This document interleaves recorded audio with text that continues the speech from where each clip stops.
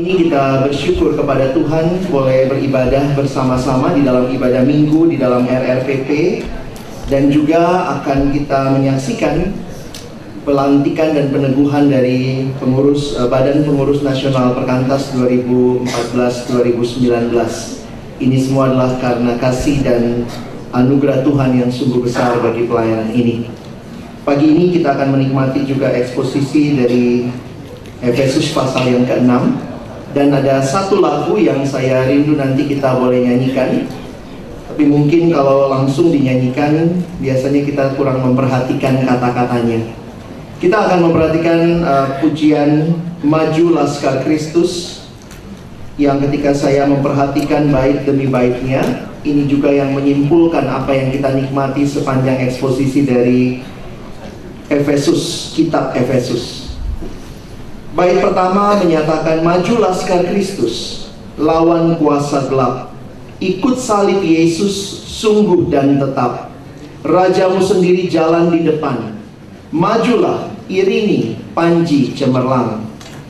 Bait 2, saat dianjungkan panji penebus, kuasa iblis mundur, dikalahkan terus. Goncanglah neraka karena mendengar sorak-sorayanmu nyaring menggegar. Bait yang ketiga, bagai laskar jaya gereja maju terus, di jejak teladan saksi yang kudus. Kita satu tubuh yang kudus dan am, satu pengharapan, satu pun iman. Bait yang keempat, kuasa duniawi timbul tenggelam, tapi gereja Kristus takkan terbenam. Alam maut tak sanggup menjatuhkannya, Kristus memenuhi isi janjinya. Bait terakhir, karena itu, di saudara sudah tahu cluenya ya, harus nyanyikan 5 bait. Karena itu ya, kalau PA berarti karena yang di atasnya. Maju, ikut salib terus, turutlah memuji Raja Penebus.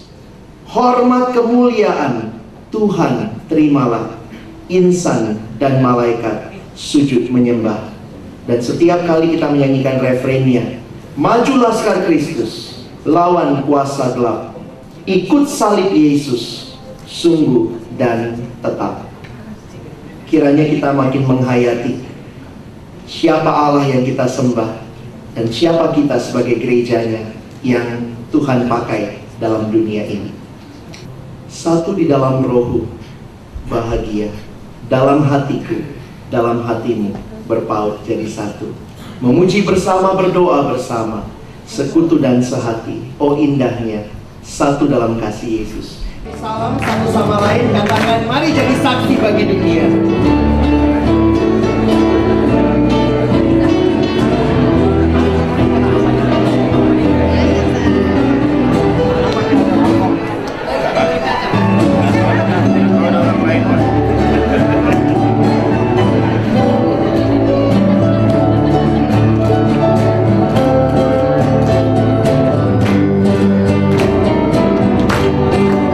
Mari kembali kita nyanyikan pujian ini. Satu dalam rohku.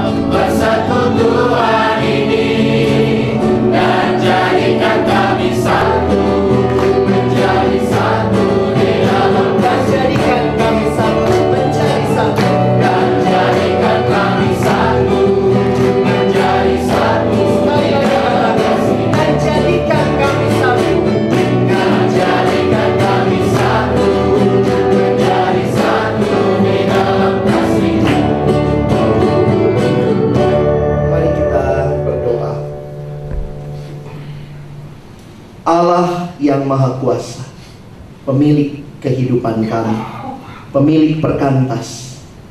Setiamulah Tuhan yang sudah memelihara persekutuan ini.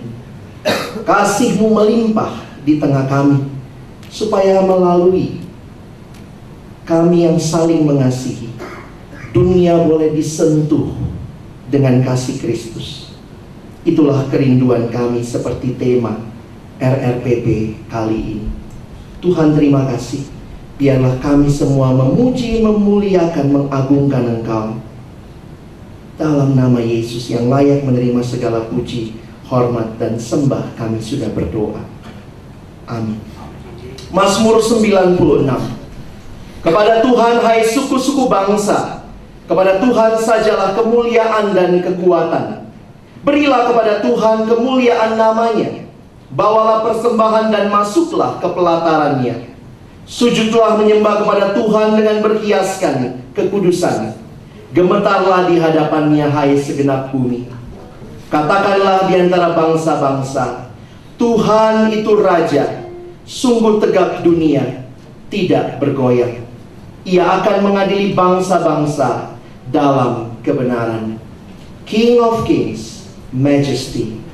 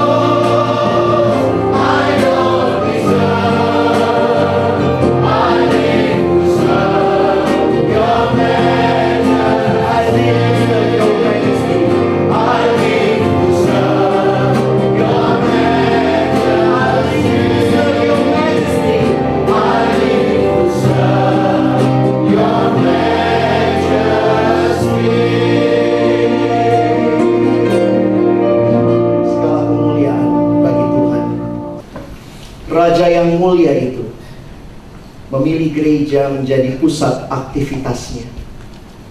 Raja yang mulia itu memilih perkantas menjadi saksi bagi dunia. Namun seringkali di dalam kelemahan dan keterbatasan kita gagal untuk mengasihi. Mari kita mengaku dosa di hadapan Tuhan yang mulia itu, yang mempercayakan pelayanan yang mulia itu. Tuhanku, bila hati kawanku terluka oleh tingkah ujarku, kehendakku jadi panduku, ampunilah.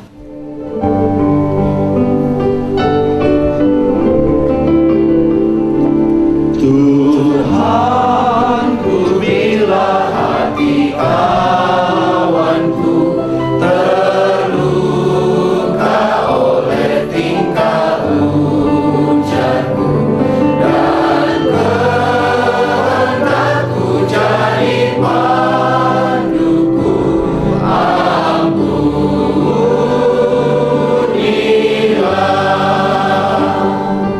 Jikalau tuturku tak semena, jikalau tuturku tak semena, dan aku tolak orang berkesan, pikiran dan tuturku bercela,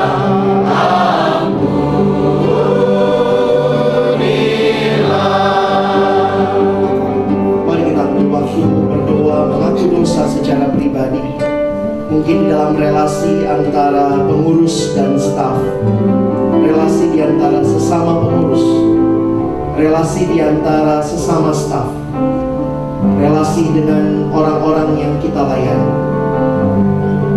Apakah kita sudah menjadi berkat atau malah menjadi batu sandungan? Secara bersama-sama, mari kita mengaku dosa di hadapan Tuhan.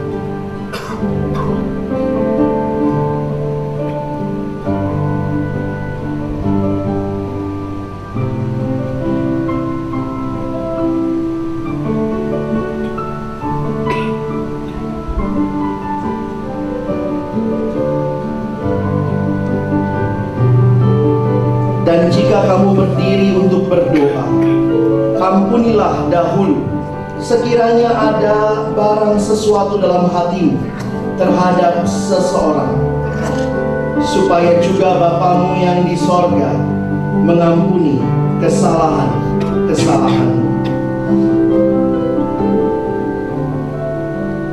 Dan hari ini aku bersembah serta padamu Bapa berserah. Berikan daku kasih-Mu mesra, supaya aku boleh mengasihi sesamaku dengan mesra.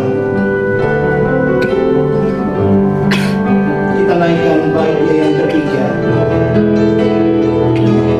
Dan Hari ini aku bersembah serta padamu Bapa berserah. Berikan daku kasih-Mu mesra. Amin. Amin. Israel dituntun Tuhan melewati padang gurun menuju tanah perjanjian. Israel masuk dalam tanah perjanjian, dituntun oleh tangan Tuhan.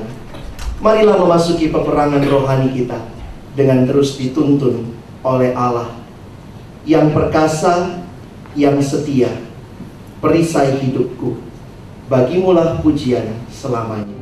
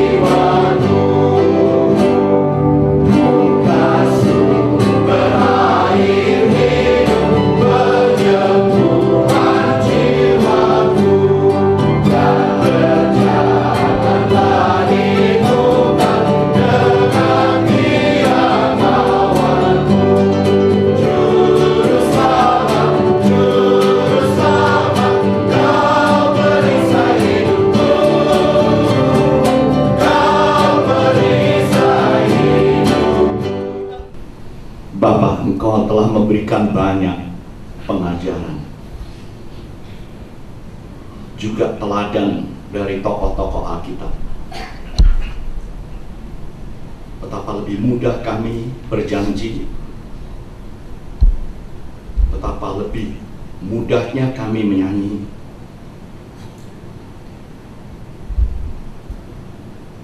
tapi betapa mudahnya pula kami mengkhianati. Di session yang sangat indah, kami ingin memulai lembaran baru untuk melanjutkan, meneguhkan 40 tahun ke depan dengan langkah awal yang kecil.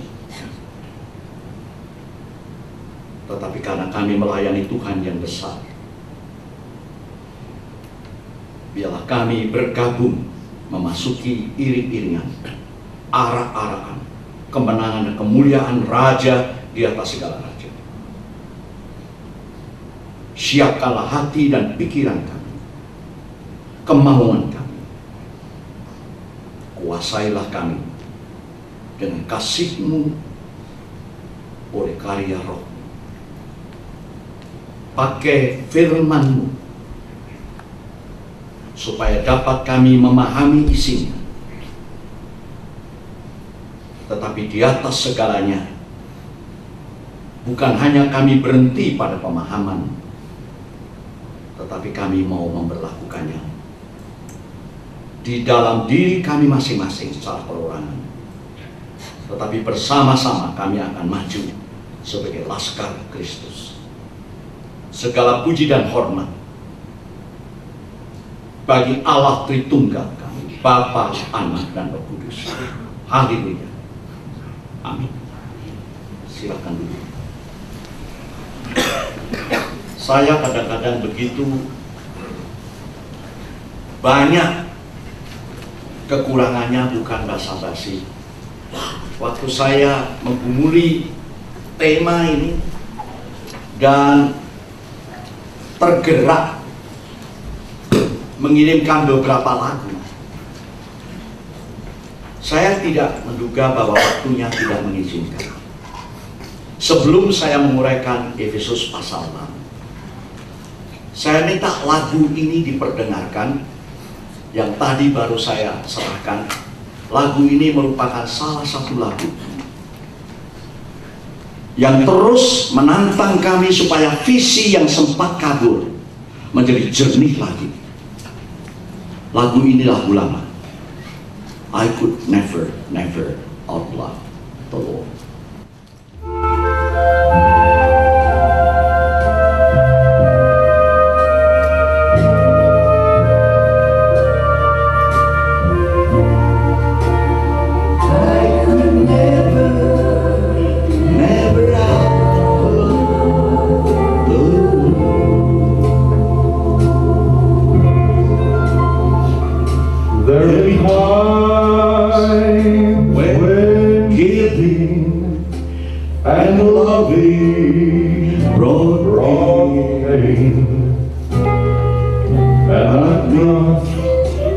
I would never let it happen again, but I found out that loving was worth the risk, and the reason is losing.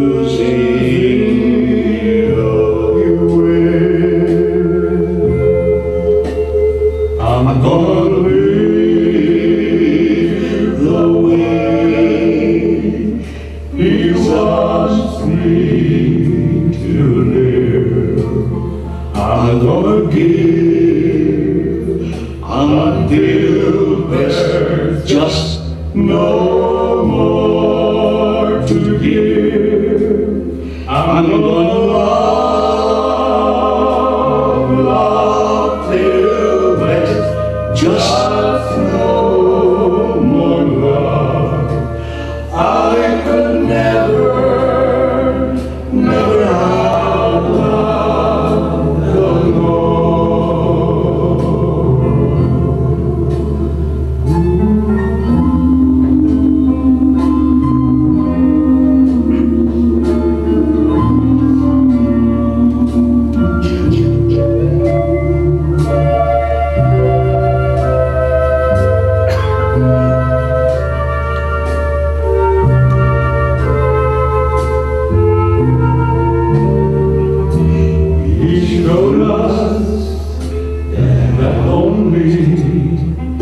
through dying we live, and again when it seemed there was nothing to give, He loved when loving brought heartache and loss.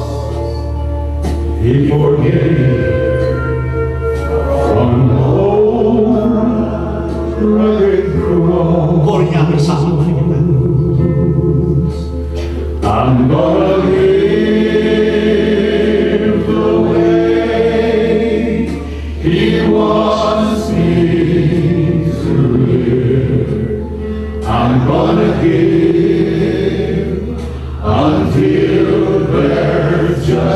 no more to give. I'm gonna love till there's just no more love. I could never outlove the Lord. I could never outlove the Lord.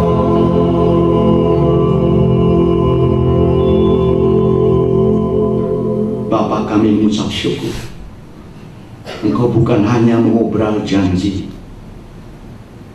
Walaupun ribuan tahun umat pilihanmu menunggu sampai nyaris putus asa, seakan-akan Bapa melupakan janjinya.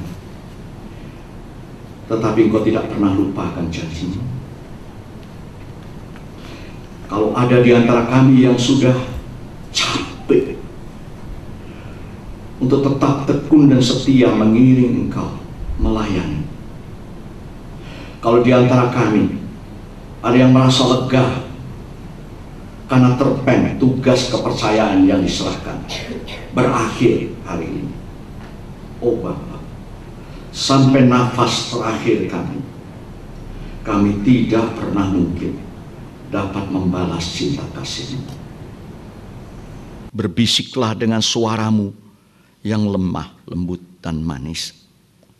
Biarlah kami dapat mendengar suaramu itu dan menjawabnya untuk kemuliaan-Mu di dalam nama Tuhan Yesus. Amin. Silakan duduk. Yang akan saya eksposisikan bukan seluruh pasal 6 karena tidak mungkin waktu mengizinkan. Saya hanya akan mengeksposisikan mulai ayat 10. Tetapi menarik sekali bahwa di pasal yang terakhir Paulus mendaratkan semua yang sudah diajarkan. Dimulai dengan tempat yang paling dekat dengan kita. Bukan hanya di Irian Jaya, bukan hanya di Mentawai, bukan hanya jauh di pedalaman Kalimantan Barat, tetapi di dalam keluarga. Apapun yang harus mengalami pembaharuan, apalagi total, harus dimulai dengan saya, pasangan saya, anak-anak saya. Ingat, teladan bukan yang terpenting, tetapi lebih mudah mengikuti langkah orang yang berjalan di depan kita. Yang dibutuhkan tuntunan, bukan tontonan. Celakanya kalau Anda mempunyai karisma, Anda dan saya mempunyai berbagai macam credit points, dan Anda makin terkenal, jam terbang makin tinggi, kita bisa mudah lupa. Saya sedih waktu meneliti firman Tuhan dari Kejadian sampai Wahyu, bahwa tokoh-tokoh Alkitab jatuhnya pada hari tua.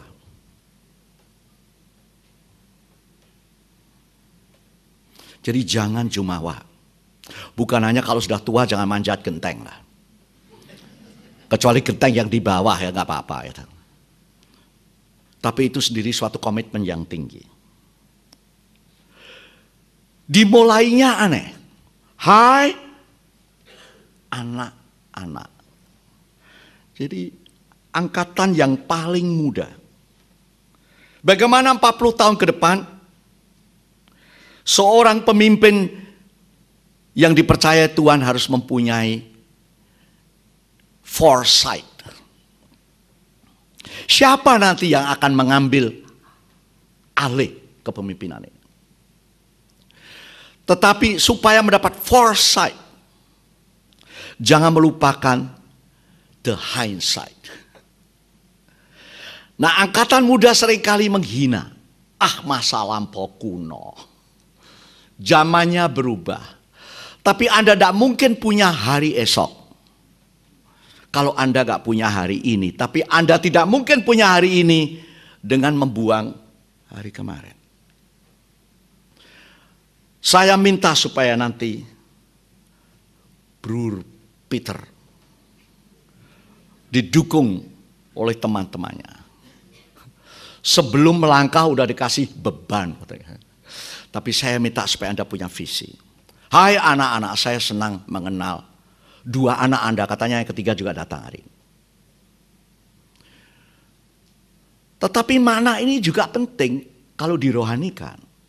Berapa banyak anak rohani yang Tuhan izinkan Anda ikut membidani paling tidak.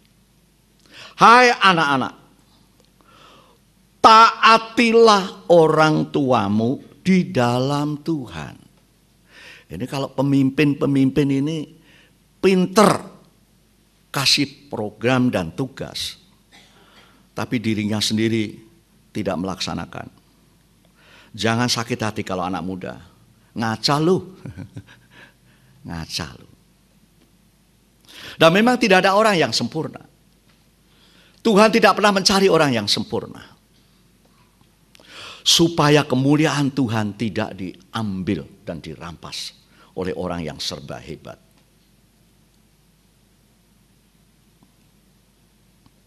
Hormatilah ayahmu dan ibumu. Terpaksa saya rohanikan supaya jangan semata-mata ayah beneran dan ibu beneran. Karena saya tahu ada yang masih single dan belum menemukan pasangannya.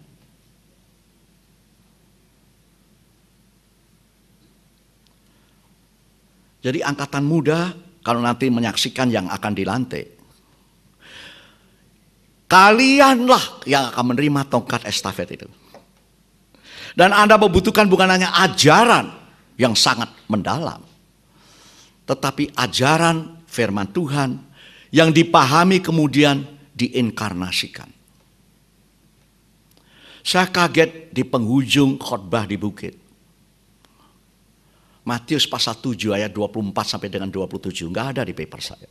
Ini hanya sekedar diingatkan. Pada akhirnya hanya ada 2 macam pendengar.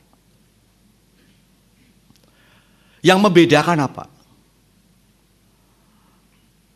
Yang bodoh bukan yang enggak sekolah. Yaitu yang sudah mendengar. Cuma tidak melakukan. Dia kepengen cepat membangun tanpa fondasi. Dan yang bijak bukan yang pandai. Dan bukan bijak sini tapi bijak sana. Adalah yang sudah mendengar tapi melaksanakan. Bedanya kecil. Tapi ada 3 hal yang siap atau tidak siap pasti terjadi. Hujan pasti tiba. Banjir akan melanda dan angin kencang akan menerpa. Yang cepat membangun kena 3 musibah itu. Dan dikatakan robohnya besar sekali. Yang bijak masalahnya sama. We live in the same world. Perbankan kacau. Pendidikan sekolah nggak karuan. KKN terus berjalan. Apa nanti hasilnya? Pilpres dan Pilcawapres. My concern is all about siapa yang akan menjadi pemimpin bangsa kita. Siapa yang akan menjadi pemimpin umat Allah. Senang tidak senang, siap atau tidak senang? Siap. Hujan pasti tiba. Banjir pasti akan melanda. Dan angin topan akan menerpa. Dan dikatakan oleh Yesus. Rusaknya nggak kepalang tanggung. Ada di antara kita yang belum almarhum atau almarhumah. Kadang-kadang kita ketemu. Saya terusik dengan pertanyaan. Kira-kira KTB itu masih jalan nggak? Berapa yang ikut KTB? Reguler, committed, atau tidak? Siapa yang salah kalau mandek? Dengan agenda kehidupan yang makin sibuk. Ayat 4. Dan kamu bapak-bapak. Ini benar nih. Di Ulangan 6. Hai orang Israel. Shema Yisrael. Itu khusus ditujukan kepada bapak-bapak. Itu tidak melecehkan kaum perempuan. Tetapi memang Tuhan menetapkan pria bukan untuk duduk di tahta dan mau menang sendiri. Be a living, tested examples. Baru kalau kita oleh rahmat dan anugerah Allah berhasil menjadi a living example, omongan kita walaupun pendek dipatuhi. Ternyata janganlah bangkitkan amarah. Siapa yang jangan sampai amarahnya dibangkitkan? Bukan hanya anak-anak, dalam hati anak-anak. Kita bicara tentang budaya. Budaya timur barangkali di depan orang tua sopan. Tapi dalam hati itu, wah, menggelegak dan ubun-ubun itu mengkap-mengkap saudara. Inilah yang menimbulkan isu gosip, ngomong kanan kiri dan sebagainya. Ngomong pinter. Susah. Kemarin saya singgung, the world is not round, but it's a square. Dan oleh ujung-ujungnya yang sharp, kita banyak melukai dan menyakiti orang yang justru paling dekat dengan kita.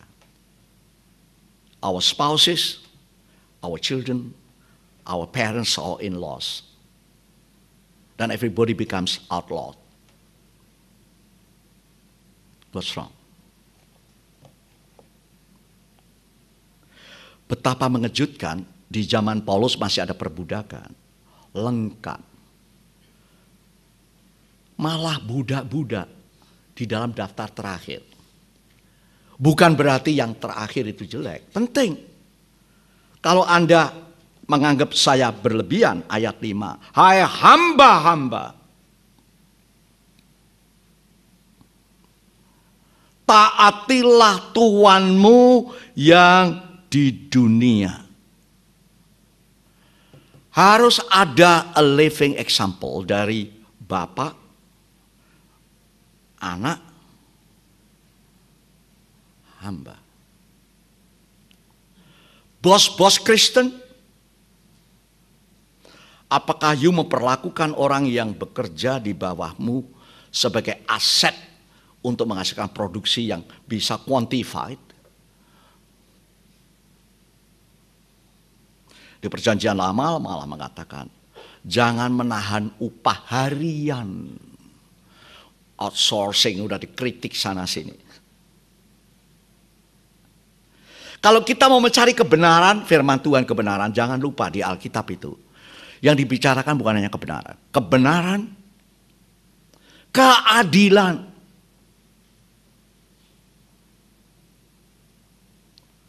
truth.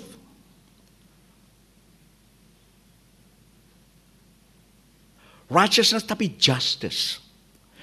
Ada yang keempat sebetulnya. Forgiveness. Ini yang kita lupa. Sekali kita terlukai, waduh, nggak bakalan saya lupa. Kita mengenal pepatah, tak kenal maka tak sayang. Tapi anehnya dalam praktek, makin mengenal, makin nggak sayang, percaya nggak? Karena ada sahabat itu dari jauh, kita lalu balik kanan jalan kanan apa? Kalau dia datang, buku 7 biji yang dipinjam aja nggak kembali. Apalagi uang, begitu kan dia. Tapi marilah kita bukan hanya makin mengenal Tuhan. Kita diubah menjadi semakin hari menjadi semakin agak mirip dengan Tuhan. Sampai the D-Day di mana kita being presented faultless, without blame before God the Father. Itulah proses sanctification, the whole life. Dan saya katakan, saya bukan produk terakhir. Makanya lagu tadi menjadi penting. Kadang-kadang saya juga capek, kapok saya melayani orang-orang begini. Tetapi setelah saya katakan saya kapok, kasih Tuhan gak pernah melepaskan saya. Waktu Hudson Taylor, pendiri CIM, contoh saya berikan yang agak modern juga. Mengadakan rekrutmen, dia udah tua, istri pertamanya sudah meninggal, anaknya sudah meninggal di Tiongkok dan sebagainya. Udah tua dan dia sakit-sakitan. Rekrutmen dijalankan oleh angkatan muda. Kualifikasi jelas, harus being born again, mature, committed, dan sebagainya. Tetapi ada interview terakhir dengan Hudson Taylor yang sudah usur. Dia tanya, oke, Anda sudah memenuhi syarat. Saya kepingin tanya langsung ini. Mengapa Anda memilih untuk joining CIM? Oh, karena kasih Allah yang memerintahkan saya untuk pergi ke Tiongkok. Good. Apa yang membuat Anda meninggalkan kotamu yang penuh dengan air susu dan madu dan keju? Jawabnya macam-macam. Karena the Great Commission semua mengutip ayat. Tiba-tiba Hudson Taylor mengatakan, your answers are good and biblical. Tapi that's not enough. Salah satu profesor perjanjian baru saya sebelum saya lulus pesan begini, Charles, saya yakin saya nggak perlu mengingatkan Anda untuk dengan tekun setia mempelajari, menggali firman Tuhan. Dan saya tahu Anda kutu buku, tapi boleh saya usul, adakan waktu khusus, paling tidak komitmen. Setahun sekali aja baca biografi. Saya pikir saya sudah menderita berat sampai saya membaca biografi orang-orang yang lebih berat. Dan ternyata pergumulan saya sekuku hitam. I could never outlove the world. I found out that loving was worth the risk. And the reason is, bukan kesejahteraan yang nanti akan di spell out. And the reason is, just lose your will. Di mana my will konflik dengan God's will, wow, itulah lahan perang rohani. Dan perang rohani yang paling intens justru tidak di luar, within our souls. Paulus yang menulis surat ini di dalam Roma 7. Aku tahu apa yang baik dan aku ingin melakukan yang baik, tapi justru yang jahat itu yang saya lakukan. There is nothing good within me. Baca Roma 1:7. Nanti baca dia. Terjemahan lama. Wah, aku orang yang celaka ini. Siapa yang dapat melepaskan aku dari tubuh maut? Saudara pikir Roma pasal 7 itu sebelum Paulus bertobat? Sudah. Tetapi setelah bertobat, dia mengatakan, woe is me. Dan bagi saya Paulus mengalami the civil war within his life. Antara knowing God's will and I want to do it my way. That's the spiritual war. Sekarang ayat 10. Akhirnya budaya apapun, kalau sempat ada pesan lalu dibuka dengan akhirnya, ini ekstra penting. akhirnya setelah semua saya jabarkan, saya jelaskan, hendaklah dia menghimbau, bukan memerintah. Hendaklah kamu jamaah tanpa terkecuali, baik yang di pedalaman Kalimantan atau yang ada di Wamena,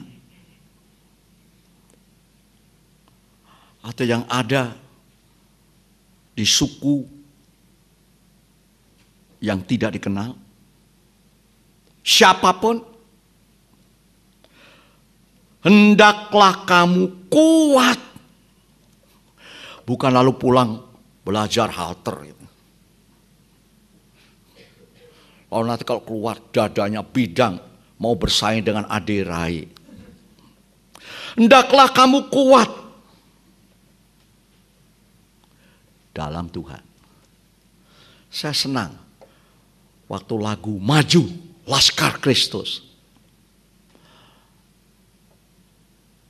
Saya masih senang lagu itu. Tapi ingat, kita diperintahkan bukan untuk membawa persenjataan peperangan. Dunia udah rusak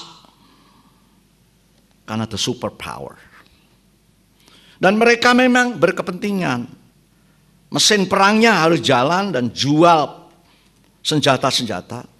Yang dijual adalah yang sudah agak kuno. Yang beli dunia ketiga, yang udah kere, tapi walaupun hutang, membeli senjata untuk baku bunuh. Hebat ya. Lalu kita maju tentara Kristus.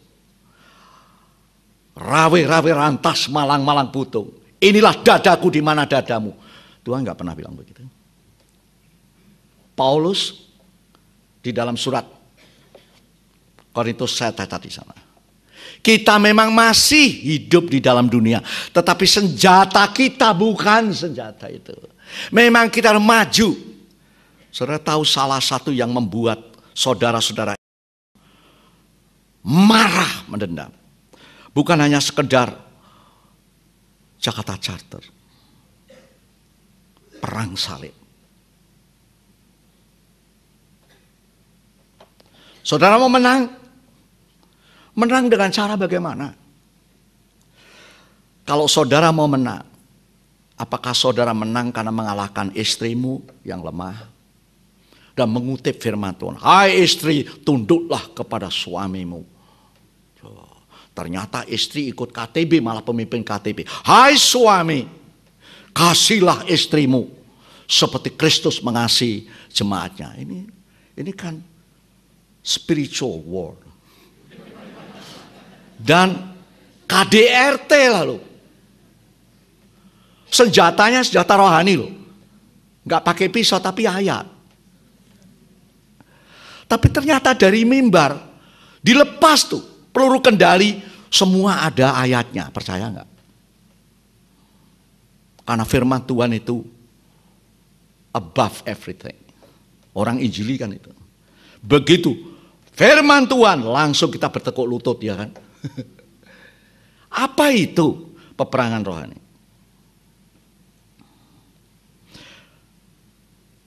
Menjadi kuat di dalam kekuatan kuasanya. Saudara, kalau Anda mau ke luar negeri, ya kalau ke Amerika sih superpower. Tapi kalau Anda pergi ke kantor duta besar negeri ketiga, ambil saja Anda kepengen ke Mogadishu, ngeri itu. Kantor perwakilannya itu nggak ada itu tank, nggak ada pasukan, paling-paling gambar kayak ini kan.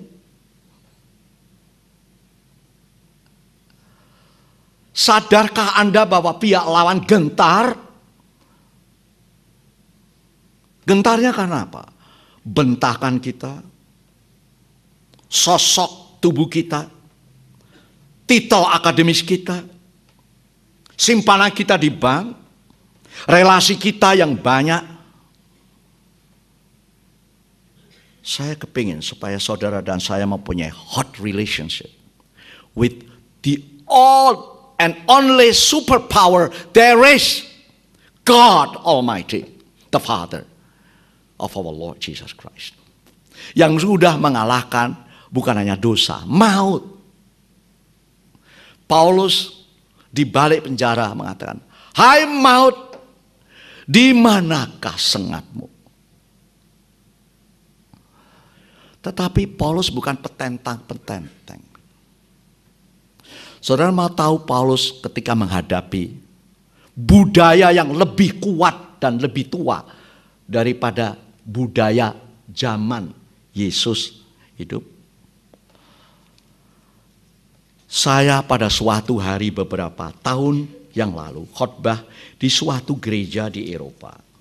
Di belakang mimbar ada kutipan ayat ini. 2 Korintus 4 ayat 5. Kalau ini saya kepingin baca. Di belakang mimbar ada tulisan ini. 2 Korintus 4 ayat 5.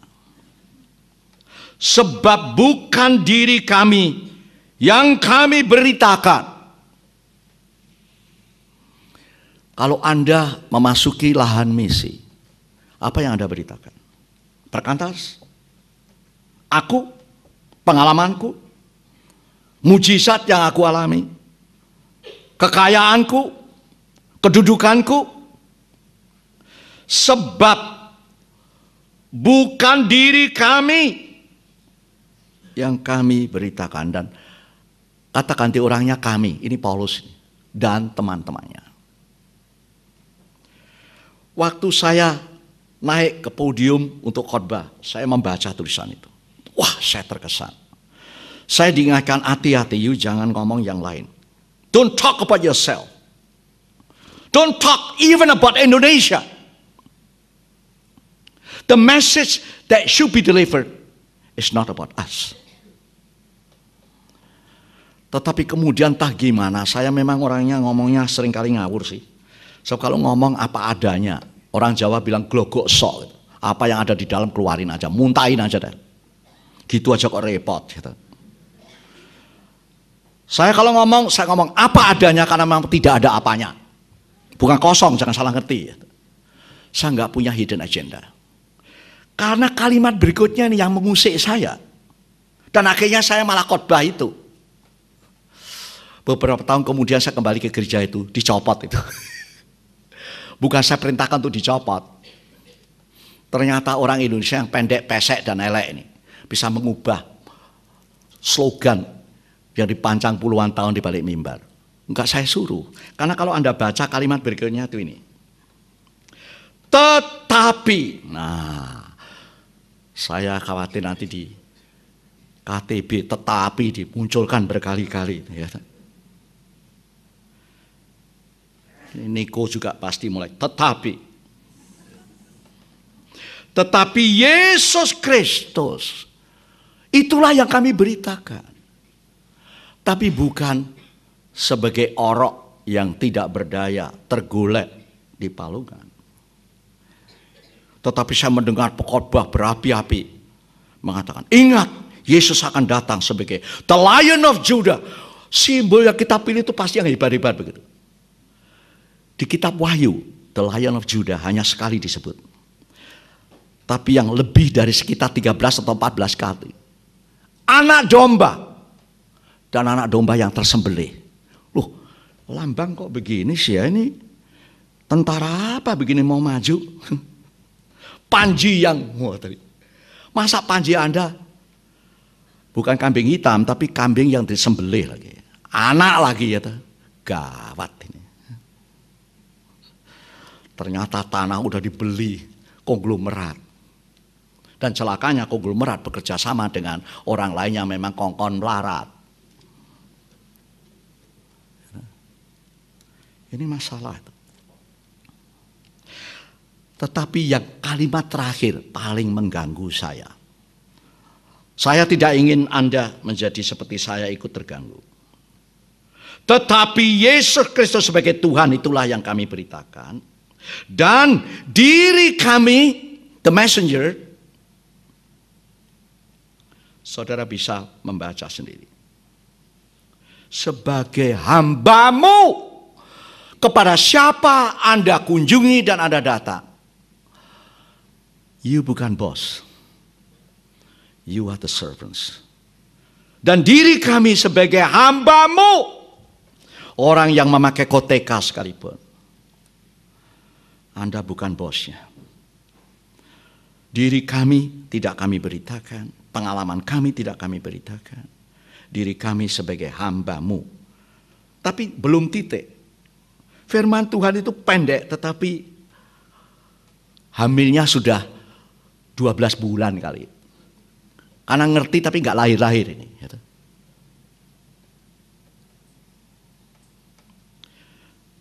Dan diri kami sebagai hambamu, karena apa? Karena Pak Charles mengatakan itu. Karena kehendak Yesus. Saya pikir nggak perlu argumentasi. The more you know him, dia udah memberi contoh. Hanya dengan mati kita hidup. Memberi walaupun nggak ada lagi yang bisa diberi. Mengasihi walaupun kasih udah habis. Buktinya apa? Waktu Bill Gaither mengarang lirik itu. Saya khotbahkan ayat ini di Jumat Agung. Saya memberikan ilustrasi yang bukan saya karang sendiri. Setelah napas Yesus sengal-sengal. Setiap kali dia bicara, Eric udah menulis 7 kata. Tiba-tiba dia melihat Maria. Ibu, lihatlah anakmu.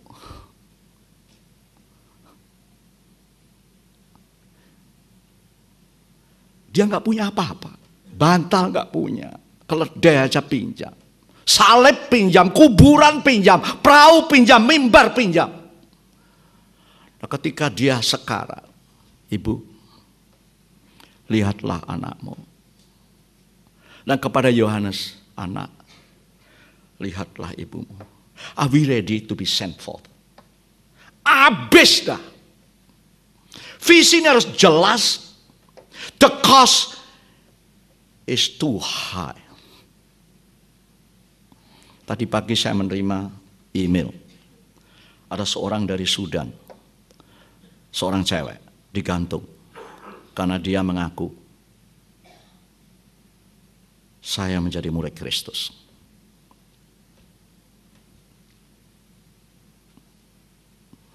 Saya kadang-kadang tanya, sebetulnya pahlawan Tuhan itu siapa sih? We think we are somebody.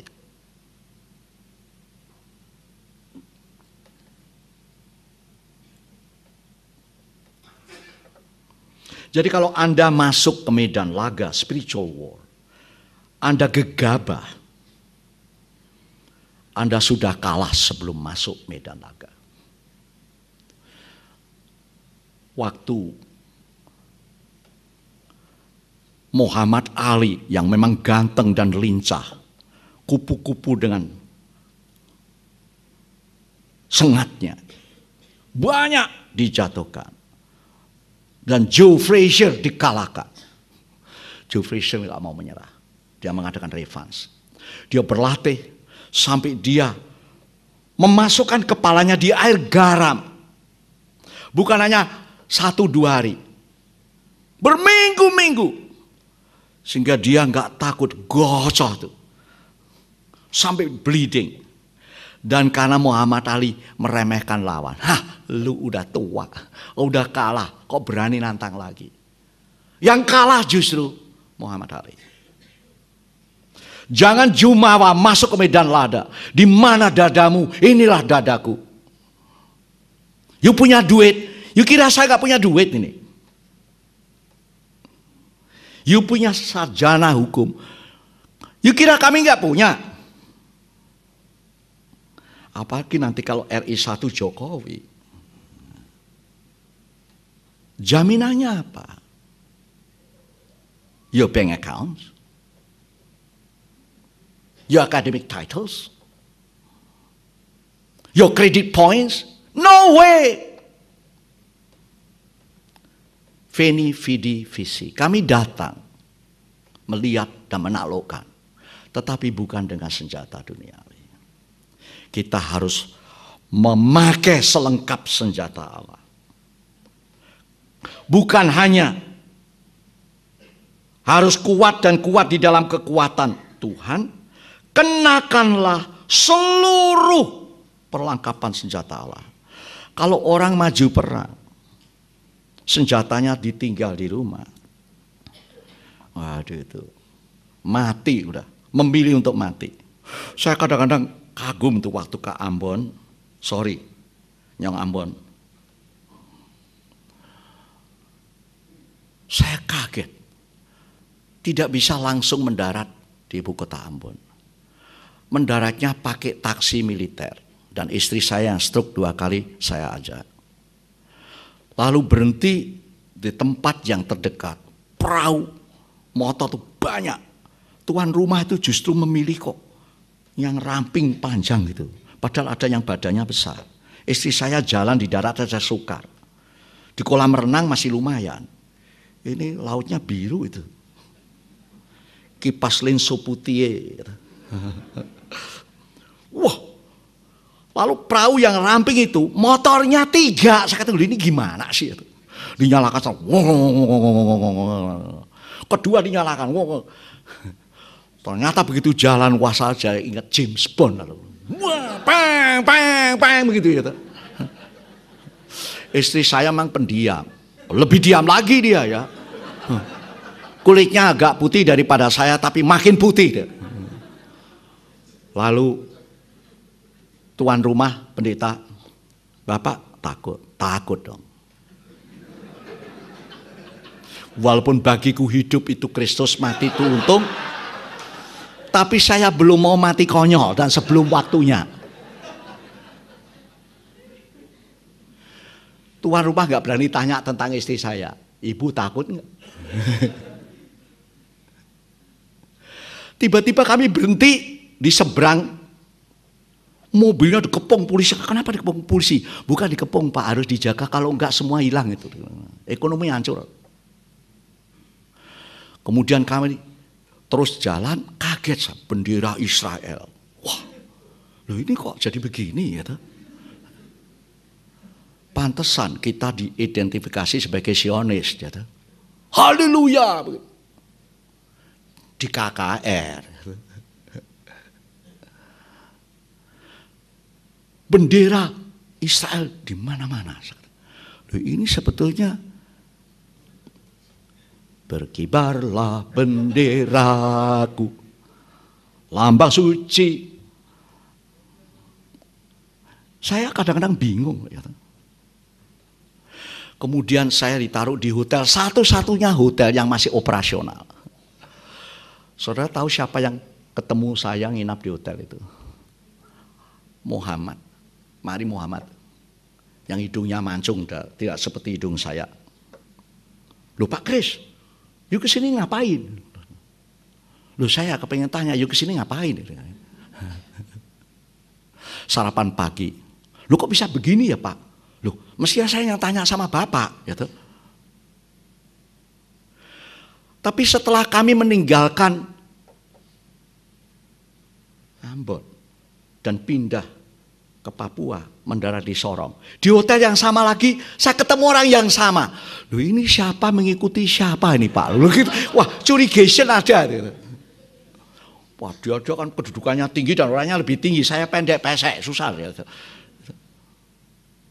Jadi kadang-kadang kita melihat tidak itu yang saya katakan perang rohani. Pakailah olehmu selengkap senjata Allah. Akhirnya justru kami bisa tanya jawab, Pak, inilah homework kita. What can we do together? Bukan inilah pekerjaan orang lain. This is our work. Wah tapi berat. Di kedua hotel itu dijaga militer. Yang di Ambon itu ada tank. Kantor sinode GPM tutup. Ketua sinode yang mantan dan yang baru kebetulan saya kenal dua-duanya harus bersembunyi di Halong. Nah, ini tahu ya. Yang ampun tahu ya di Halong. Jadi begitu saya datang, saya ditelepon, Pak Kris, sorry lupa, saya tidak bisa keluar. Kenapa? Kepala saya harganya mahal. Ya kepala Cina dari kota Jawa kecil, murah. Tapi inilah kenyataan. The cost is not only high, too high. Are we ready for that? Dan saya nggak bawa apa-apa. Jalannya nyonya saya aja terseok-seok dan saya gandeng.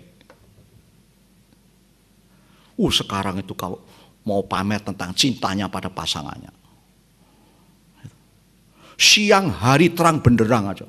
Wah, digandeng rapat, apalagi yang baru pacaran. Gampang itu, orang yang lagi pacaran itu naik Bromfits, sadenya panjang tapi duduknya rapat gitu. Kalau berkat Tuhan tambah, punya mobil, bangku depan tuh luas, tapi mepet sama yang pegang setir, percaya nggak? Nah. Tapi kalau sudah kawin saya tahu, anaknya di depan, mamanya di belakang. Kagak siap-siap. Kalau tabrakan yang satu mati, yang satu masih bisa melanjutkan tugas begitu kan. Jadi ini ada apa? Buat saya yang mengagumkan itu. Buat saya mengagumkan kasih yang diwujud nyatakan itu. Sampai kakek nenek. Apalagi malam dan PLN padam. Gandengan terus. Yang mengagumkan tuh, waduh, orang nggak tahu diri, udah opung, kok masih begitu. Loh, lebih baik begitu. Saya tuh membaca di gambar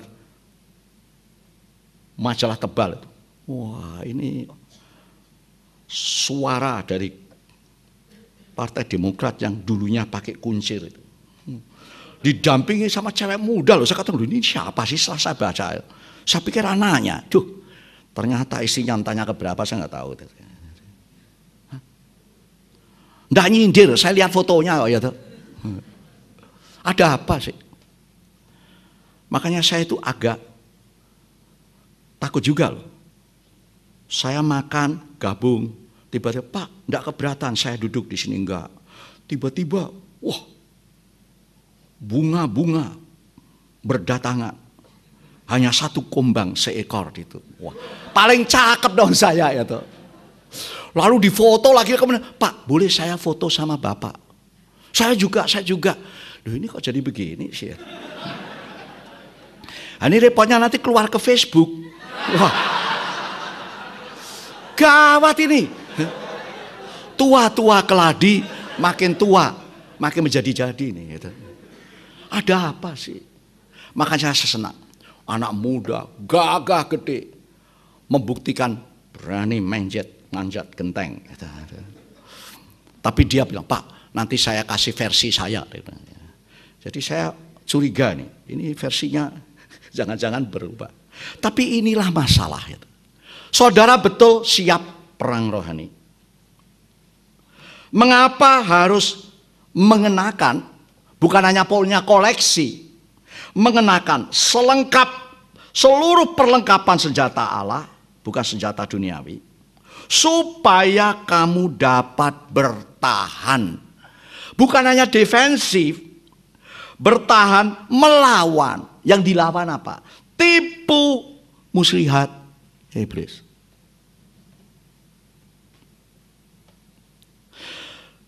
Iblis itu, waduh, tengik sekali. Di Kejadian pasal 3 ayat 1. Dia mengutip firman Tuhan tapi dipelintir.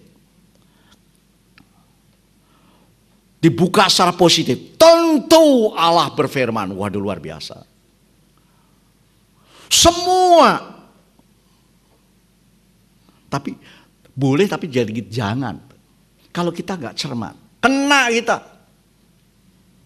Sekarang banyak gereja berkembang berlimpah-limpah. Karena apa? Menerima wahyu langsung. Kalau diuji, nggak cocok ya. Lalu apa? Yang Anda ikuti siapa? Yang Anda ikuti siapa?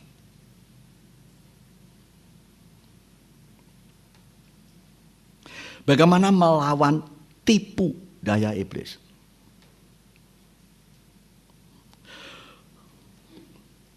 Guntur Bumi itu muda, cakep.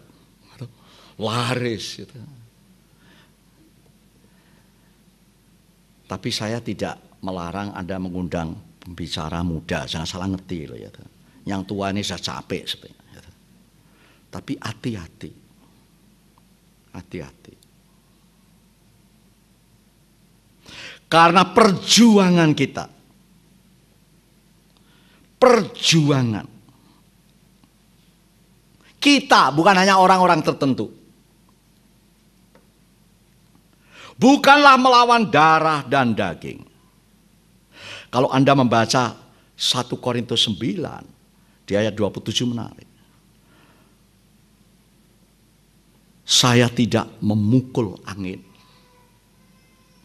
Saya yakin Mike Tyson si leher beton. Suruh naik ring, suruh melawan angin. Saya kepengen tahu berapa lama dia bisa tahan. Habis tenaganya.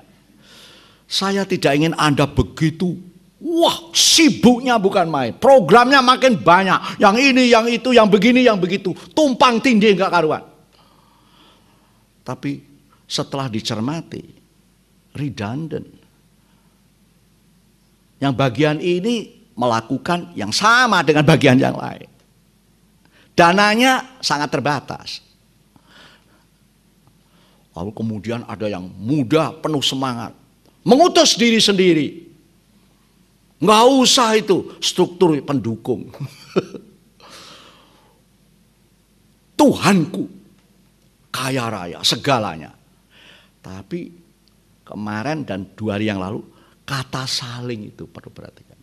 Saling membantu, saling menguatkan, saling menolong. Hei, bagaimana bisa independensi itu terjamin? Tetapi kebersamaan itu jangan ditinggalkan. Nah, inilah seni yang perlu digumuli. Tetapi melawan pemerintah ini bahasa yang hanya bisa dimengerti. Bukan hanya di zaman itu. Sampai hari ini. Semua tokoh pemerintahan. Bukan hanya orang Jawa yang punya orang pinter. Punya keris. Itu presiden-presiden Amerika itu punya dukun kliniknya juga. Soeharto juga kan. SBY sama, disangkal silakan lah ya. Gus Dur aja kadang-kadang pergi ke kuburan ya. Dia sudah almarhum, tapi prakteknya gitu. Jadi tolonglah praktek-praktek itu tuh jangan diteruskan. Saya itu resah. Datang pagi ketemu. Yuh, ini ada apa ini? Untung tangan saya habis saya cuci. Gitu. Saya ini bukan kiai mursid. Pendeta murtad. Ini kan repot. Jadi kadang-kadang repot ini. Gitu. Walk your talks. As a husband, as a father, as a grandfather, as a boss, as a pastor, as a preacher.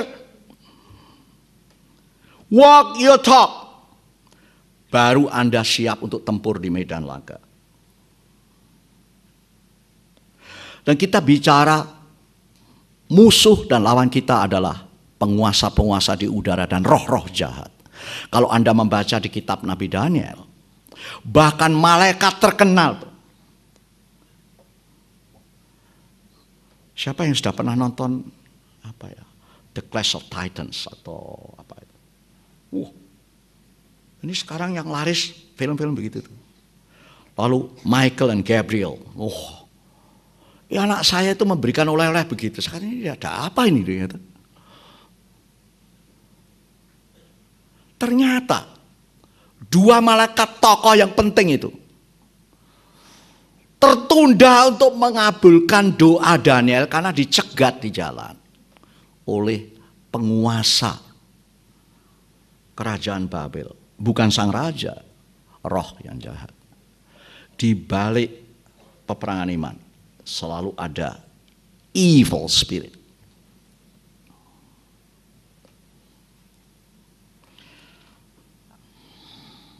Ayat 13. Sebab itu pakailah selengkap senjata Allah. Tapi di sini ambillah, dipakai, tapi nggak digunakan buat apa? Ambillah seluruh perlengkapan senjata Allah supaya kamu dapat mengadakan perlawanan. Nah, kata perlawanan itu menarik. Bukan to defend yourself. Gereja Tuhan seringkali disalahpahami atau kebablasan menjadi laskar Kristus yang petentang-petenteng, tantang sana tantang sini.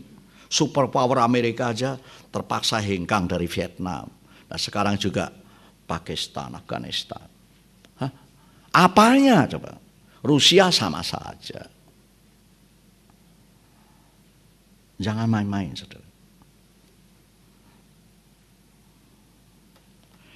Supaya kamu dapat mengadakan.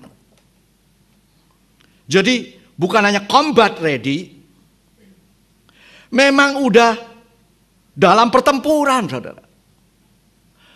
Nah, mari saya ingatkan lagi bagian pertama dari Efesus 6. Pertempuran yang paling dahsyat itu kepada yang paling dekat dengan Anda. Jadi kalau masing-masing committed Christian, born again, sudah leader, sudah staff, sudah pengurus, tiba-tiba kawin dengan orang, perkantas juga, tiba-tiba kok jadi melempem begitu, karena apa? Tapi bersalahkah manusiawi? Gitu ya. Kan dulu masih single dong. Dulu kan kita itu masih mahasiswa, ya bukan tiga ya. Sekarang kita kan dosen. Oh, tadi aja saya dikasih undangan barangkali mau sekolah di perguruan tinggi. Gitu. Jadi memang kelihatan sekali kebodohan saya kan memang jadi bukan sudah alumni, masih siswa kok ya toh. Bukan mahal lagi ya toh. Saya masih perlu belajar. Saya udah ada beasiswanya enggak? Jadi ini menarik.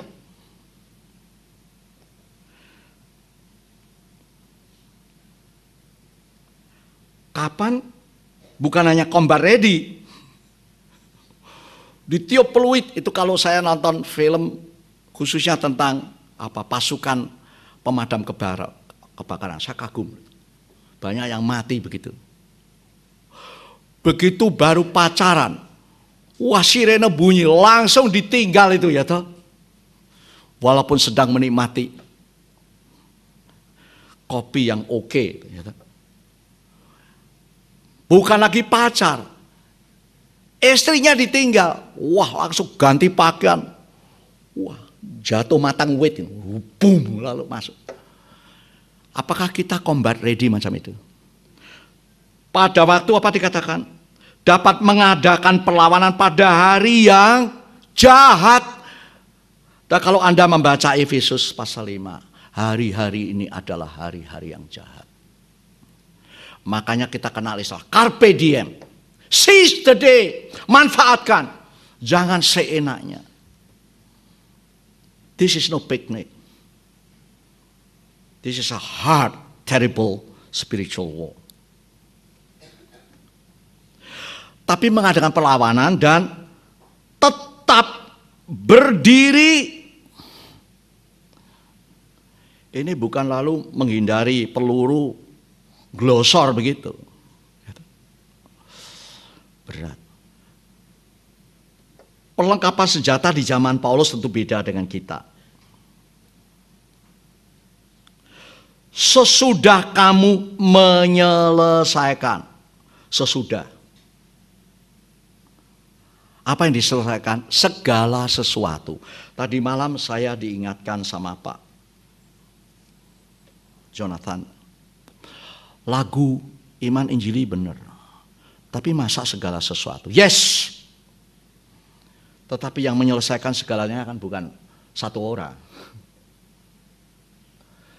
Kami mencoba menjawab segalanya. Saudara ngerti enggak? Medan laga kita luas. bahkan the closest to your home. Di dalam gereja sendiri juga begitu kan. Gereja yang makin besar hamba Tuhannya lebih dari satu, itu justru paling gampang itu timbul iri hati, persaingan, pecah. Yang jadi dalangnya siapa? Ya sebetulnya ini si ular tua. Cuma si ular tua kalau masuk gereja kan mengarikan. Jadi yang masuk itu ya si ular tua memakai tokoh-tokoh gereja. Caranya gosip. Wah, Pak, saya senang kalau Bapak khotbah. Dulu waktu saya masih muda, sekarang udah tua. Kalau berdiri di luar gereja, Pak, khotbahnya bagus. Wah, badan saya jadi sesek tuh pakai pakaian itu. Tapi sekarang kalau Pak, khotbahnya bagus. Khotbah yang bagus membuat Anda berubah. Ini ada teman yang peserta bilang, Pak Charles dari dulu nggak berubah. Humornya banyak, tapi ngomongnya nyelekit, sengak. Gitu. Jadi kalau kita ketawa itu sebenarnya kita ketawai siapa? Diri sendiri, percaya nggak? Gitu. Gitu. Tapi saya diingatkan, janganlah kamu menghakimi, Matius 7 kan, supaya kamu jangan dihakimi kembali. Dengan ukuran yang kamu pakai akan dikembalikan kepadamu. Jadi saya nggak berani itu. Brengsek lu, munafik lu. Ada 3 jari balik lo. Jadi mulai sekarang setelah pulang dari ini jangan dipotong ini. Tapi kalau nuding gini dah supaya jangan ada yang kembali lah. Dasar lu. Kalau begini masih enggak gentar. Lu gila ya kalau begitu kan. Nah, gereja kan jadi pecah belah. Yang paling injili kan gereja gue begitu kan. Yang tafsirannya paling sempurna dan paling benar kan tafsiran gue begitu kan. Padahal Efesus 3, belajarlah bersama-sama dengan semua orang kudus kecil. Apapun denominasinya. Walaupun kelihatannya aneh. Gak usah kita hakimi. Sebaiknya kalau kita mau belajar tanya, saya kok kepingin tahu kenapa Anda sampai kepada kesimpulan itu sih. Jangan-jangan I overlook something. Karena memang keterbatasan saya. Dan kalau Anda membaca di dalam Efesus 3, itu 4 dimensional. Lebarnya, panjangnya, dalamnya, tingginya. Tolong dah yang ahli bikin box itu. Saya jadi bingung itu ya. Karena memang kasih Allah itu beyond human understanding. We've got to come out of the boxes. Dan untuk itu, biarlah kita rendah hati. Jangan menganggap gerejaku paling top. Kita bicara tentang kultur. Kultur apa itu? Biarlah gereja Indonesia mempunyai khas kekristenan Indonesia yang tidak lepas. Ada independensi tetapi dependensi. Kalau orang Jawa mengatakan, jadi orang dewasa yang mandiri gitu. Setelah saya pikir, sebelum saya membaca buku Stephen Covey, orang yang dewasa itu bukan justru mandiri, interdependent. Lukisan yang paling gampang itu istri saya dan saya udah menikah 45 tahun. Tiba-tiba berdiri sendiri aja istri saya nggak bisa, apalagi jalan. Yang mandiri gitu, masa? Ini cinta apa itu? Tapi justru kalau kita satu tim bekerja sama, tantangannya luar biasa. Kita mencoba menjawab semuanya kita. Nah kata kita ini bukan hanya yang dari ujung paling timur sampai ujung paling barat. Bahkan ikut memikirkan Kamboja dan sebagainya. Tapi kita punya dimensi yang luar biasa. The superpower from on high. And he never sleeps. Makanya kita perlu maintaining the hot communication system. Saya senang dengan telepon yang modern, 24/7. Sampai saya beli bolt, ternyata di sini nggak bisa dibuka. Bolt. Saya mau kembalikan nanti kan, ini kok Cina pendeta ini bukek, masa dikembalikan. Tapi telepon yang diberikan kepada Anda dan saya ini luar biasa. Nah, saya harus mengakhiri.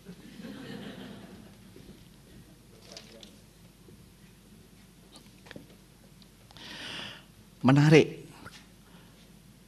Saya itu kadang-kadang tadi pagi, Pak, saya bisa minta waktu, Pak. Loh, waktu bukan punya saya kok diminta. Ya, 5 menit aja. Tapi saya itu kagum. Ada lelucon begini. You berdoa, mau bicara dengan Allah Bapa, push number 1. Oh. Mau bicara dengan Allah Putra, push number 2.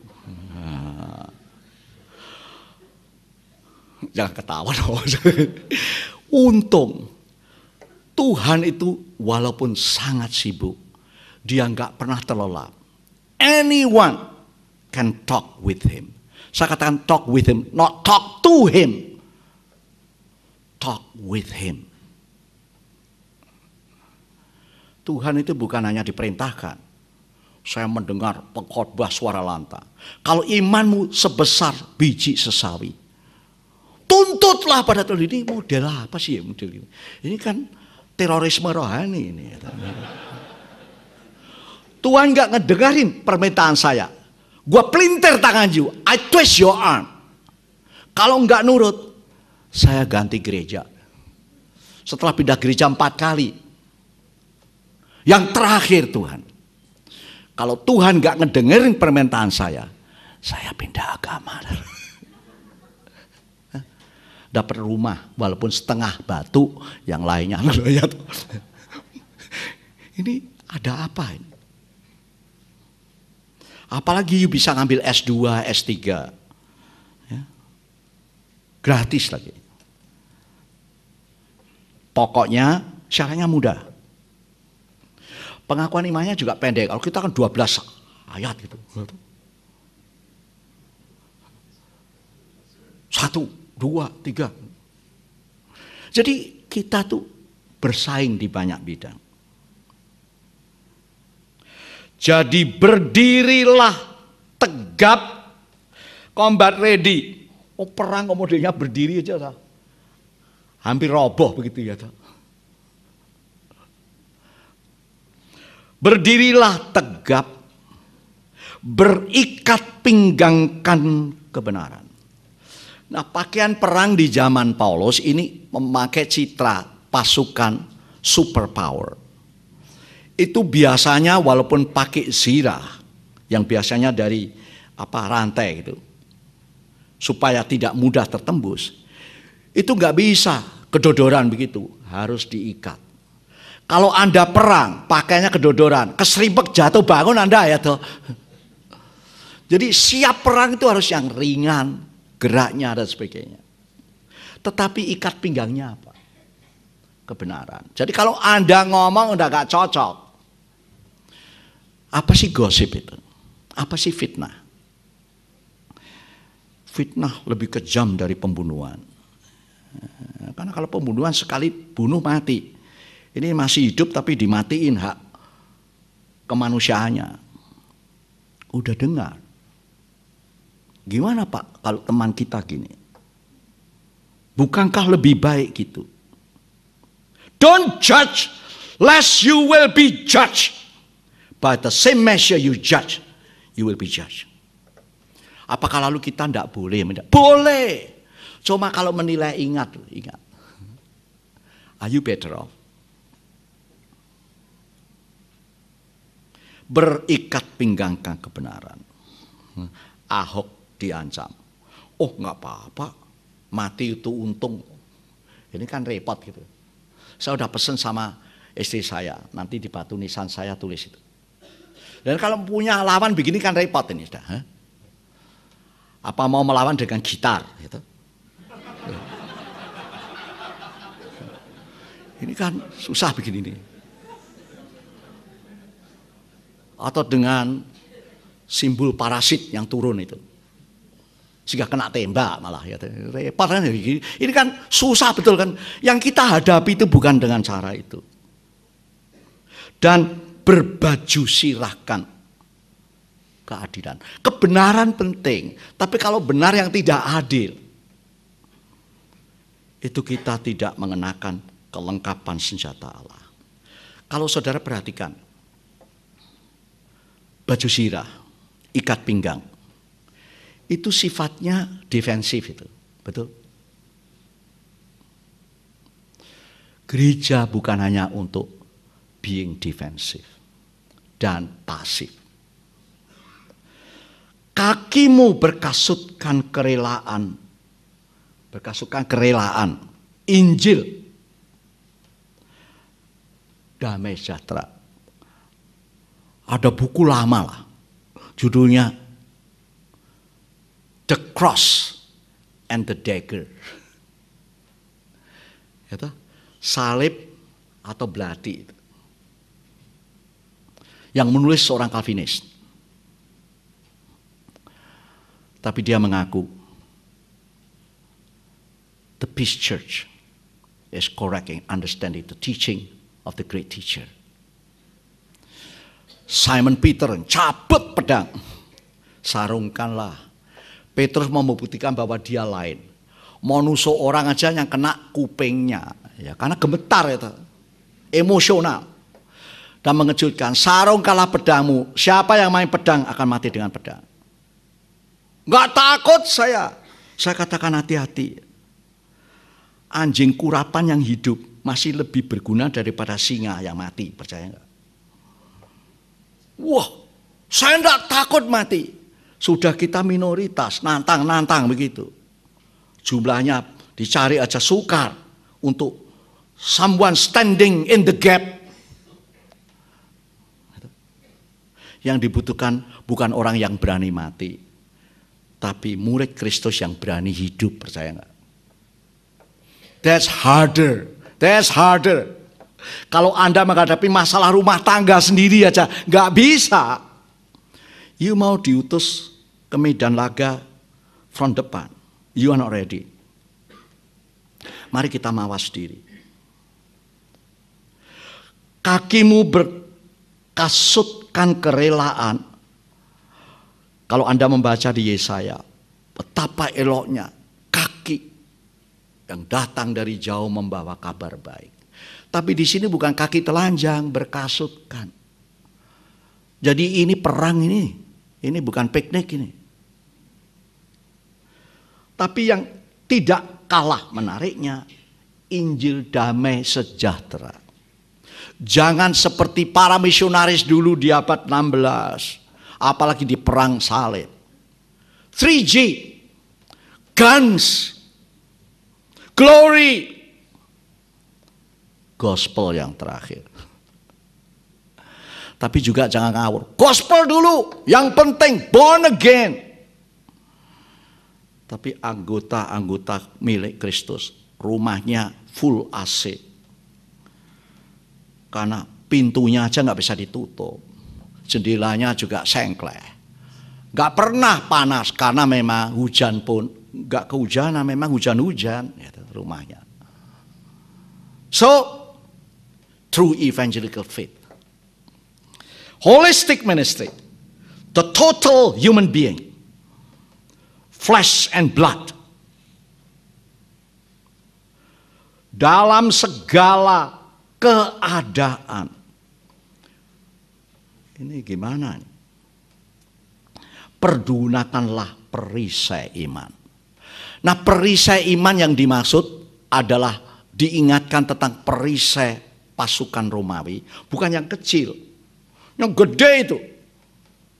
Dan perisai yang berat itu, di luarnya dilapisi kulit. Nah, waktu perang kulitnya dibasah kuyupi.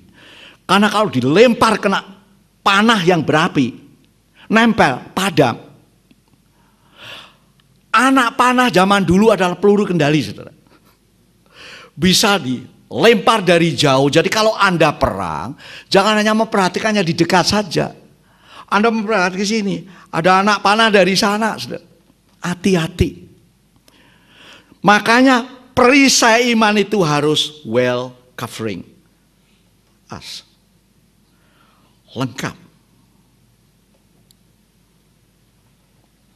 Dan anak panah api si jahat bukan hanya sniper. Wah, ini licik sekali. Dan caranya yang ditembak belum tentu lawan beneran. Gimana sih gereja yang kuat ini supaya mulai nggak karuan gitu? Diadu domba, bukan diadu domba, diadu gembala. Nah, ini perlu ditemukan istilah baru. Kok mengadu domba? Enggak, saya enggak mengadu domba Pak, cuma mengadu gembala. Nah, gembalanya lebih dari 2 kan. Saya juga ngalami begitu. Pak, saya senang sama Bapak. Sebabnya, Bapak kalau ngomong berani, tegas. Enggak seperti rekan Bapak. Jangan-jangan juga kalau cerita sama dia, saya senang dengan Anda karena Anda tuh halus, sopan, enggak mengulayati. Kalau Pak Taras itu memang brengsek orang itu. Karena orang bicara di depan itu beda dengan orang bicara di belakang. Makanya berikat pinggangkan kebenaran. Say what you have to say and what it ought to say. Tapi kalau nggak kenal memang pulang sakit hati. I don't want you to go dengan hati yang pahit.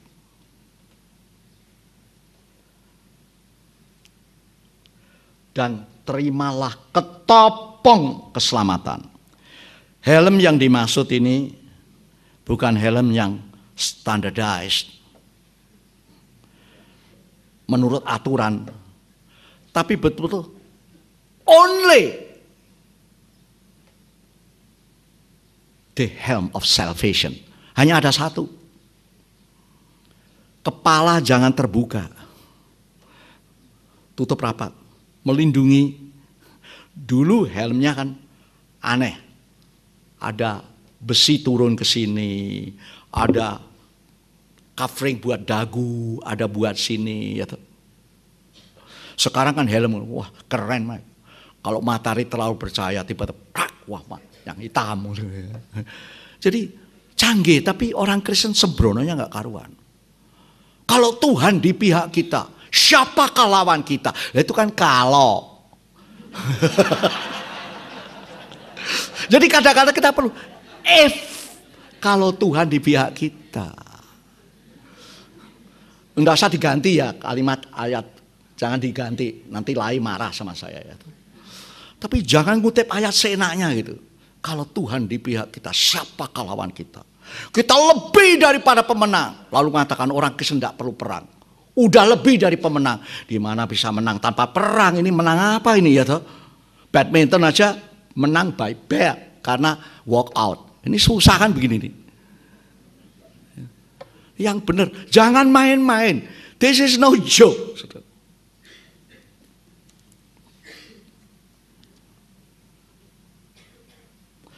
Lalu menarik, kalau ketopong keselamatan, pedang roh.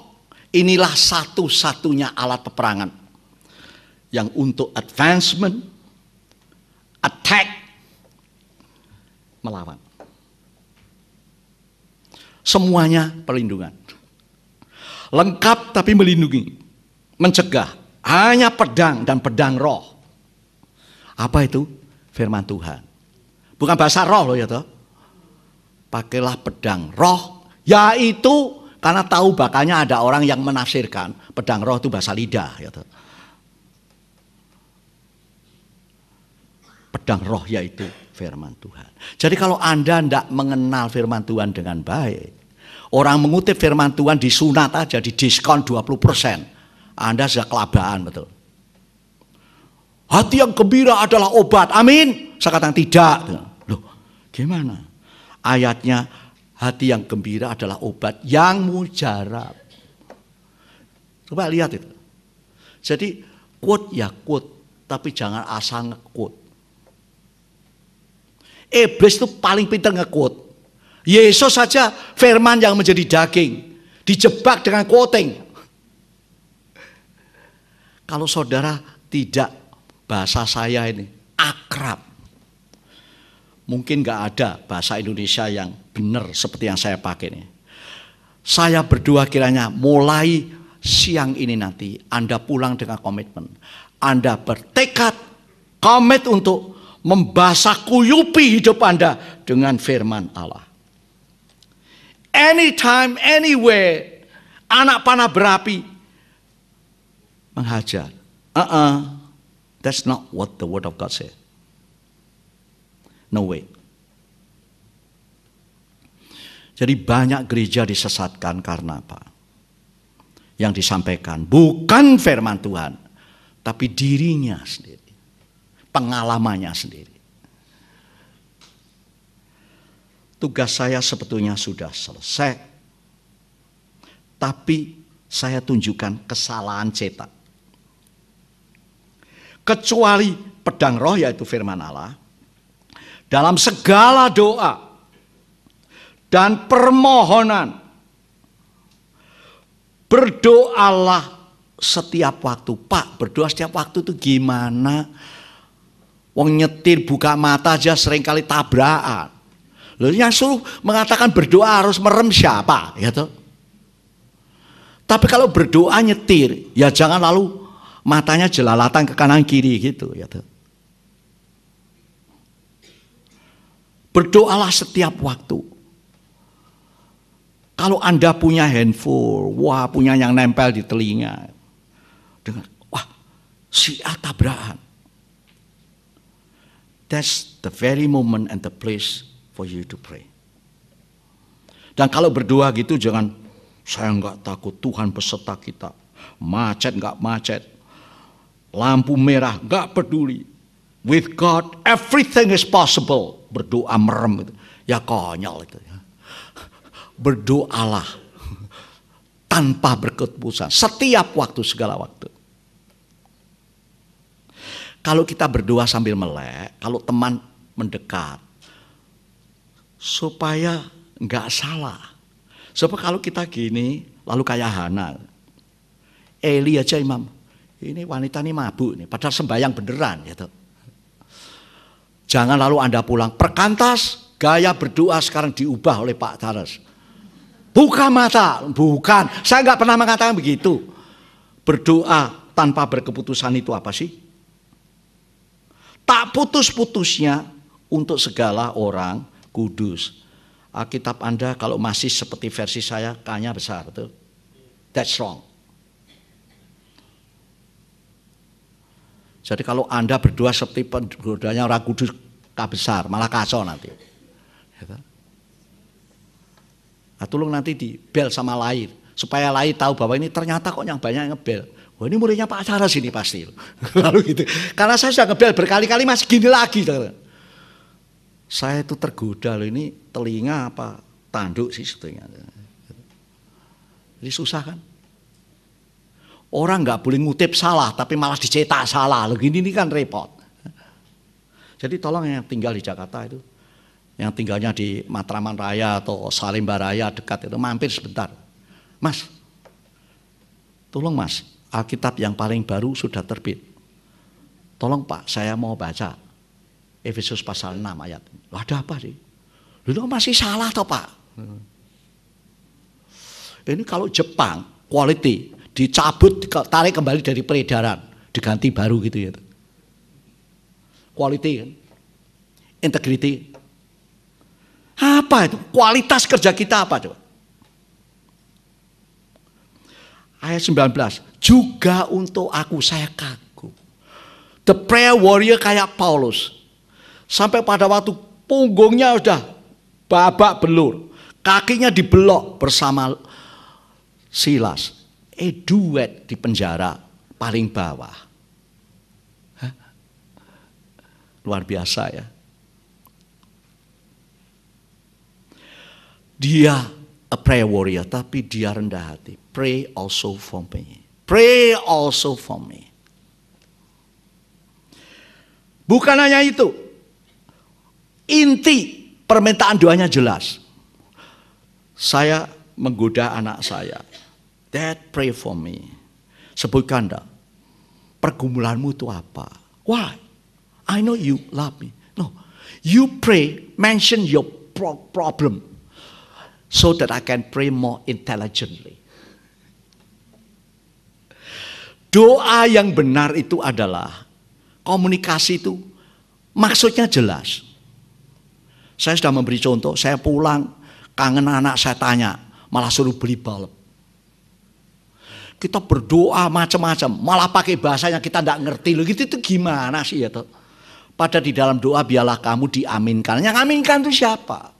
Tapi sebaliknya, ada orang dari luar pulau pindah ke Kudus, internis.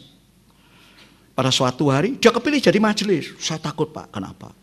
Saya takut karena di sini doanya bagus-bagus. Wah, lalu saya bertobat. Loh kok kamu tahu doanya bagus-bagus? Karena kalau Bapak berdoa itu, wah kayak puisi. Gawat ini, apa W.S. Rendra? Hatiku merana, jantungku merene. Ini kan susah. Kalau Anda mendengarkan doa saya, pantesan doa saya nggak didengarkan, yang harusnya mendengar. Pray without ceasing. Pray and put your heart out. Dan untuk itu perlu input, komunikasi. Doakan untuk aku supaya kepadaku jika aku membuka mulutku, dikaruniakan perkataan yang benar. Saya tidak khotbah tentang diri saya sendiri. Saya tidak pamer tentang pengalaman saya sendiri. So if I open my mouth, saya bukan asal jeplak. Bukan hanya perkataan yang benar.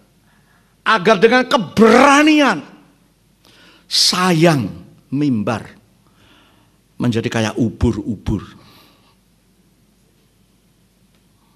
Saya pikir kita harus punya pengajaran yang jelas.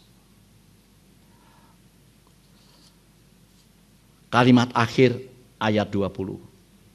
Berdoalah supaya dengan keberanian aku menyatakannya sebagaimana seharusnya. Saya berdoa kiranya siapapun yang memimpin PA, memimpin apapun dan menggunakan ayat, jangan karena suaranya kenceng. Tapi kalau aku membuka mulutku, aku diberi karunia membuka dan mengatakan yang benar. Dan dengan berani. Walaupun itu memang menyakitkan. Mari kita berdoa.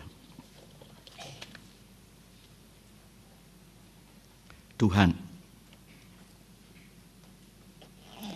hamba gagal berkali-kali. Waktu menjadi terhamburkan. Oleh karena itu justru hamba bersyukur karena kemuliaan adalah milik-Mu. Kebenaran hanya ada padamu. Biarlah di mana hamba gagal dan salah, Tuhan yang ditinggikan. Amin.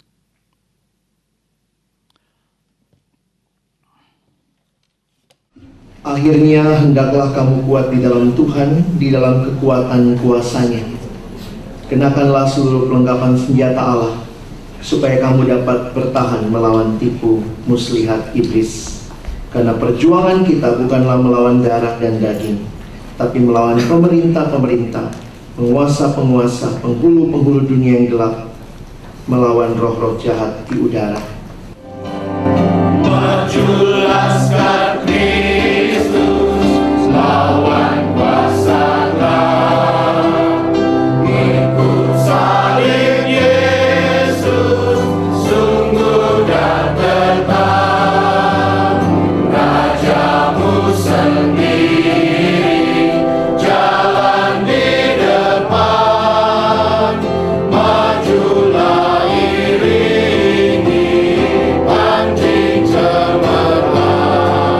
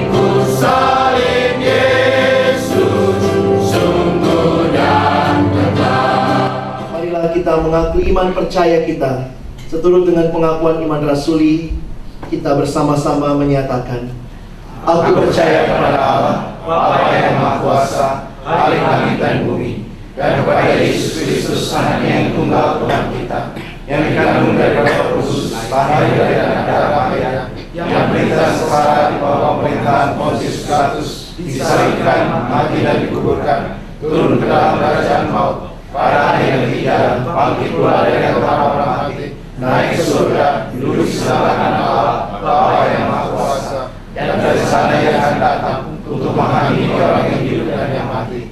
Aku percaya kepada Roh Kudus, Gereja yang kudus dan am, persekutuan orang kudus, pengampunan dosa, kebangkitan daging, dan hidup yang kekal.